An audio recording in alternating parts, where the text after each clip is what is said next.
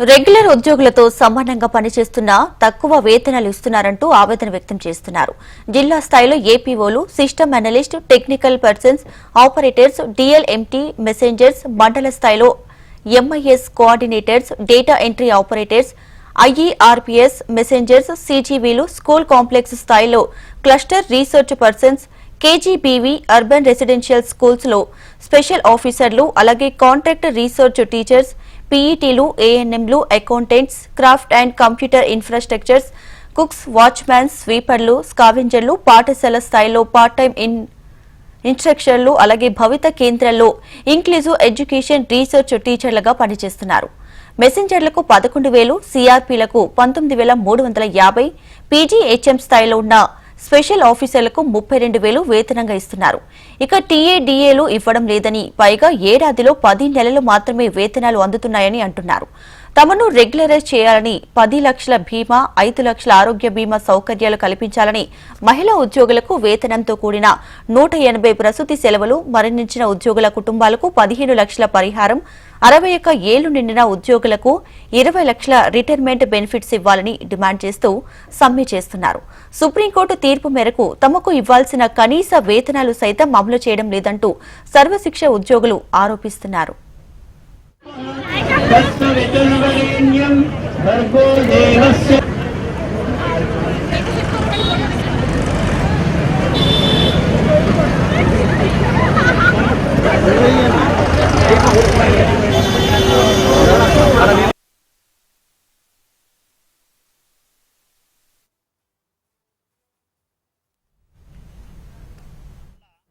పిల్లల యొక్క పేరెంట్స్ మాట్లాడుతున్నాము.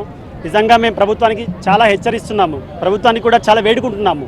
ఎందుకంటే మా పిల్లలందరూ కూడా ప్రభుత్వ స్కూల్ లోపల చదువుకుంటే మంచి మేధావులుగా మంచి శిక్షణ ఇస్తారని చెప్పేసి, మంచి చదువు చెప్తారని చెప్పేసి ఎంతో విశ్వాసంతో మేము దాని లోపల జాయిన్ చేస్తే, నేడు 13-14 రోజుల నుంచి పిల్లలందరూ కూడా ఎటువంటి బోధన లేకుండా పిల్లలు ఆ విధంగానే కేవలం తినకుండా ఉండడమే జరుగుతుంది. నిజంగా ప్రభుత్వం ఒకసారి ఆలోచించాలి.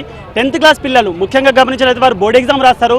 ప్రభుత్వం చిత్తశుద్ధితో ఆలోచించే కనుక ఆలోచించాల్సిన అవసరం ఏర్పడింది.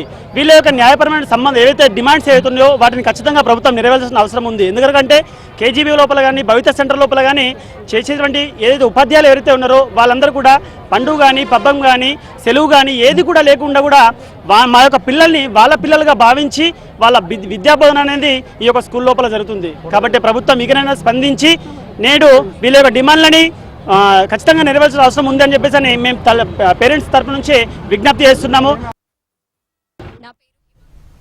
నేను కేజీబీవీ బోధన్లో స్పెషల్ ఆఫీసర్గా పనిచేస్తున్నాను. అందరికీ తెలిసిన విషయమే, సమగ్ర శిక్ష ఉద్యోగులంతా కూడా సమ్మె బాటలో ఉన్నారు అని. మా పంతం ఒకటే, రెగ్యులరైజేషన్. ఎందుకంటే గత 20-25 సంవత్సరాల నుంచి ఈ వ్యవస్థలో ఎంతోమంది ఉద్యోగాలు చేస్తూ ఎంతో సేవలు అందిస్తున్న చాలని వేతనాలతో బ్రతుకుతున్నాం. కాబట్టి మా బ్రతుకులకు మార్గం చూపించాలి. మా కుటుంబాలని మేము ఆదుకోలేనటువంటి స్థితిలో ఉన్నాం. చాలని వేతనాలను ప్రతి ఒక్కటి పెరిగింది. ఈ రోజులలో పెరిగిన నిత్యావసర వస్తువులు ధరలకు అనుగుణంగా మాకు రెగ్యులరైజ్ చేయాలి అని విన్నవించుకుంటున్నాము. సీఎం గారు ఇచ్చిన హామీ ఇది. ఆయన పీసీసీ చీఫ్గా ఉన్నప్పుడు చాయ్ తాగే లోపల రెగ్యులరైజ్ చేస్తామన్నారు. ఆ రెగ్యులరైజేషనే మేము కోరుతున్నాం. మాకేం వద్దు సార్, మమ్మల్ని రెగ్యులరైజ్ చేయండి. మీరు ఊహించిన దానికంటే, మీ ఊహకు అందని దానికంటే ఎక్కువగా మేము విద్యా వ్యవస్థలో ఇంకా పనిచేస్తాము.